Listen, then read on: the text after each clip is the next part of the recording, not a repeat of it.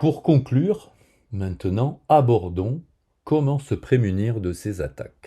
De base, pensez à adopter des règles de cyberhygiène simples mais efficaces. Nous vous en proposons quelques-unes.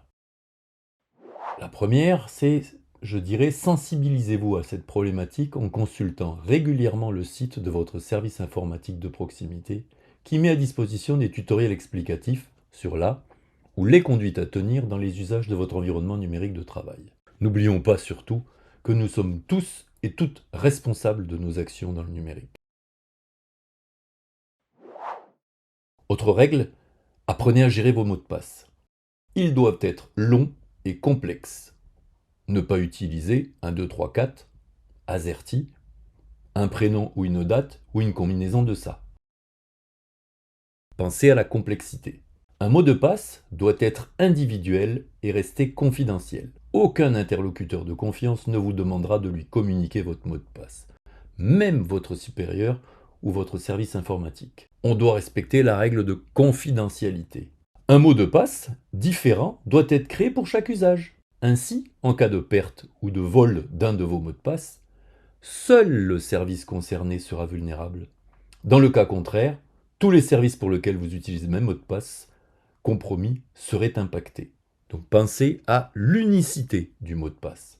Enfin, utilisez des gestionnaires ou coffres-forts de mots de passe qui vous aideront à les stocker de manière sécurisée.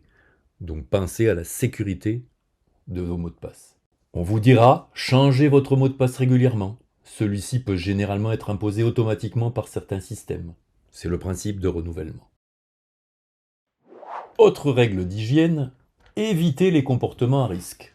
Beaucoup d'attaquants comptent sur la curiosité et la naïveté de leurs victimes. Ainsi, n'ouvrez jamais une pièce jointe suspecte ou provenant d'un expéditeur inconnu. Ne connectez jamais une clé USB en apparence abandonnée que vous auriez trouvée. Avant de cliquer sur un lien, regardez, auscultez, réfléchissez, passez votre souris dessus pour apercevoir le nom de domaine.